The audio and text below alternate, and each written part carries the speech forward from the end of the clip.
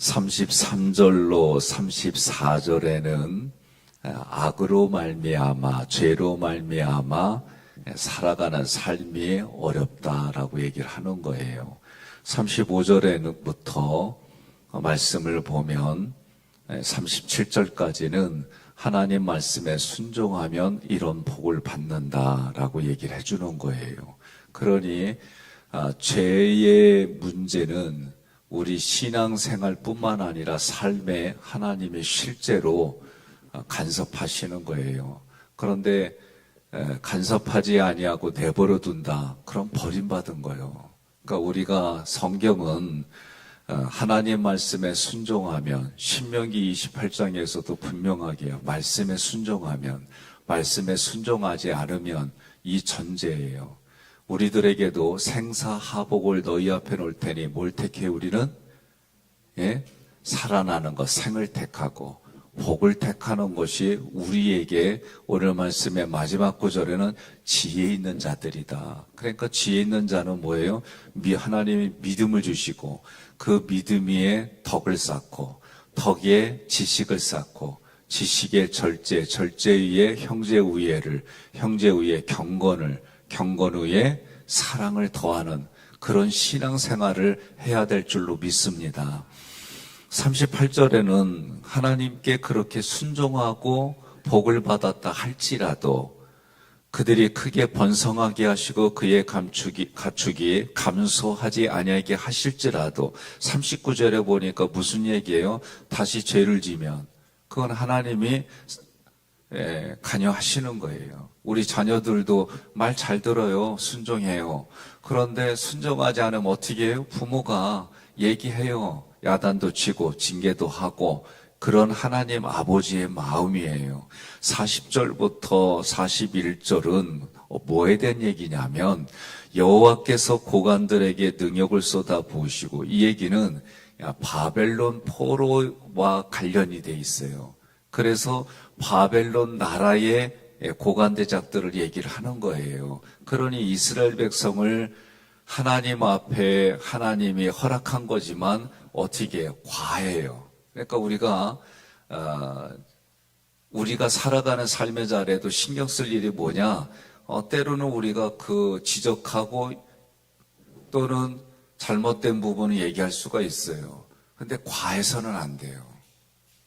우리가 이 생각을 가져야 됩니다. 그런데 누군가에게 그걸 하게 되면 사람들은 자기 생각과 감정이 기준을 벗어나는 일들이 너무 많아요. 그러니까 바벨론뿐만 아니라 이스라엘 백성을 힘들게 했던 주변의 나라들을 보면 하나님이 징계의 도구로 썼어요. 분명한 것은. 그런데 하나님 보시기에 너무 그게 과하더라. 오늘 우리가 살아가는 삶의 자리도 마찬가지입니다. 세계의 정세로부터 이 나라의 정치로부터 모든 부분들에 사람의 힘으로는 유토피아를 만들 수가 없어요. 하나님이 도와주셔야 되고 하나님의 힘과 능력 안에서만 가능한 일입니다. 우리가 기억할 게 뭐냐? 예수가 이 땅에 와서 외친 게 뭐예요? 회개하라, 천국이 가까이 왔느니라. 그리고 그 말씀을 보면 천국이 여기 있다 저기 있다 할 것이 아니라 어디 있어요? 내 마음에 있어요. 내 마음에 있다는 얘기를 다른 말로 얘기를 하면 삼위일체 하나님이 통치하는 곳이에요. 천국은 어디냐라고 할 때에 성경은 하나님이 통치하는 곳이다. 그러니 하나님이 통치하려면 어떻게 해요? 자기를 부인하고 자기 십자가를 지고 예수님의 길을 쫓아가는 길이 하나님의 통치하는 길입니다. 예수님이 보여준 건 뭐예요? 죽기까지 순종하셨어요. 죽기까지 순종한 그 예수님을 어떻게 해요? 사흘 만에 부활시켜 주시고 그리고 모든 무릎을 예수의 무릎에 꿇게 하셨어요. 이게 하나님의 방법입니다. 이 땅을 살아가다 보면 참 부대끼는 가치들이 많이 있어요. 그 중에 하나가 뭐예요?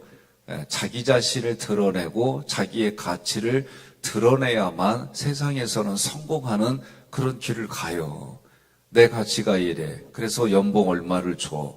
근데 또 다른 곳에서 부르면 미련 없이 가는 게 대부분의 모습이에요. 그 왜 그러냐 물어보면 그래야 자기가 얻는 것을 얻을 수 있다. 그런데 교회 오니까 그런 자기를 부인하래요. 이게 반부대껴요? 역시 우리 교인들은 순종하고 하나님 말씀만 생각해서 이런 생각을 전혀 안 하신 게 감사해요. 나는 부대껴요. 하루하루 살아가고 말씀 가지고 살아가면 부대끼는 일들이 저는 참 많아요. 고민하고 하나님 앞에 부끄럽지 않으려고 선택은 하지만 그냥 자동적으로 부대끼는 일들이 많아요. 그거 왜 그러냐? 저는 제 자신의 저의 가치 속에 옳고 그름이 너무 많아요. 어떤 일을 하든 이게 있으니까 부대껴요. 그런데 하나님이 그때에 말씀하시고 감동 주시는 게 일괄적이면 좋은데 원리는 같은데 상황에 적응하는 일들은 다양하게 나타나는 거예요. 바벨론의 고관대작들이 이스라엘 백성을 보고 이런 일들을 겪는 거예요. 41절 우리 같이 함께 봉독합니다. 궁핍한 자는 그의 고통으로부터 건져주시고 그의 가족을 양떼같이 지켜주시나니 아멘. 여러분, 하나님은 나라의 그리고 민족의 세계의 우주 만물의 질서를 가지고 계신 분이에요. 그분이 하시는 일이에요. 그러니까 우리가 성경을 통해서 받아들이기가 쉽지 않은 부분 중에 하나가 뭐냐면 하나님이 하신 일이 모든 게 선합니다. 여러분 동의하십니까? 이게 믿음으로 믿어져요. 그런데 하나님이 하신 일이 선하다라고 하는데 내 앞에 고난을 배열하셨습니다. 그러면 이게 아멘이 처음부터 안 나와요. 왜 나한테 그래요? 내가 뭘 잘못했다고? 이 정도면 됐잖아요. 이게 대부분이 성도들도 이런 반응이에요. 그런데 그 고난을 통해 하나님의 말씀이 깨달아지기 시작하면은 하나님이 하셨습니다라는 이 고백은 모두가 신앙의 훈련을 겪고 어려움을 겪는 가운데 그게 이해되어지는, 그러니까 내가 이해하려고 해서 이해되어지는 게 아니에요. 하나님이 그런 어려움을 통해 우리 마음에 역사해 주세요. 그러고 나면은 이해가 되어지고, 그리고 어떤 일들이든지 간에 어려운 일이 되면 하나님의 특별한 뜻이 무엇이지? 하나님의 계획이 무엇이지? 기도하고 하나님이 주신 은사에 따라 이 과정들이 줄어들고 말씀의 계시가 바로바로 생기는 분들까지 생기는 거예요.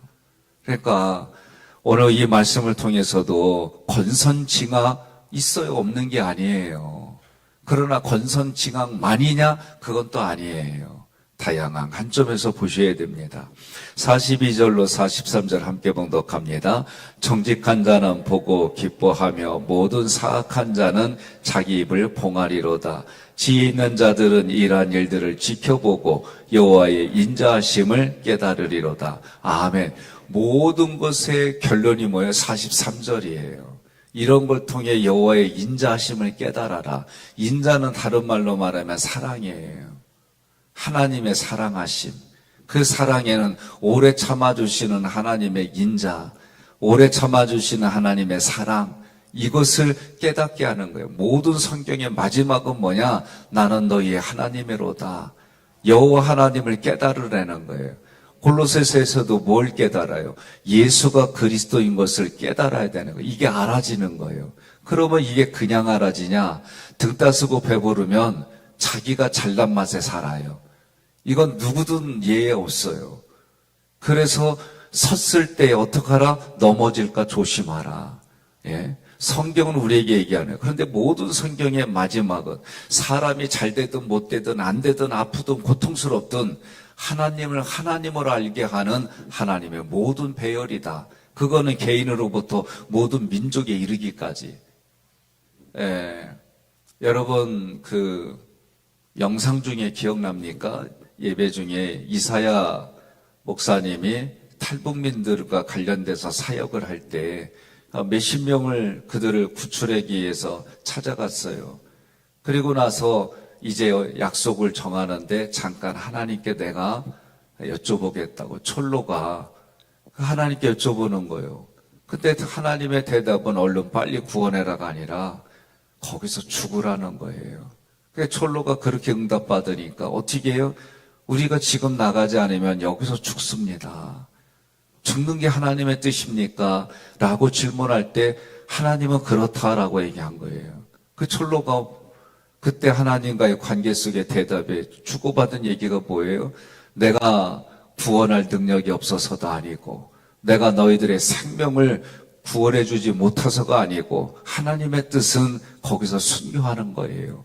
그러니 거기에 대해서 좀 항거하는 얘기를 쭉 하다가 결국은 그 촐로가 순종해요. 그리고 나서 다 순교해요. 그 얘기를 이제 만화 그림으로 하면서 이사야 목사님이 해주신 얘기예요. 그러니 때로는 우리가 누군가의 것을 들으면은 그래도 그런가 보다라고 하지만 자기 자신에게 그 일이 됐을 때에 순종하는 일이란 쉬운 얘기가 아니더라. 그래서 성경은 자기를 부인하는 얘기를 많이 하는 거예요. 여러분, 자기를 부인할 때 어떻게 이해가 되겠어요? 우리가 지금 이런 말씀을 듣고 말씀을 전하고 과거와 같이 생명이 위급한 상황은 아니에요. 그러나 우리나라에도 이 말씀이 전파되었을 때 이 과정, 선교사들이 와서 보여주셨던 그 과정, 그들이 목숨을 잃어가면서 전했던 그 과정들을 보면 그 피의 대가로 여러분과 저는 신앙생활하는 거예요. 오늘도 우리는 예수의 피로 그리고 누군가에게는 선한 영향력이 흘러가고 예수님 자녀답게 살아가는 삶의 자리가 다 환경은 다르지만 누가 보더라도 예수 믿는 사람들이구나. 하나님의 자녀들이구나. 참 당신 때문에 세상 살만 난다. 그런 인생이 오늘 말씀에서는 정직한 자이고 지혜 있는 자예요.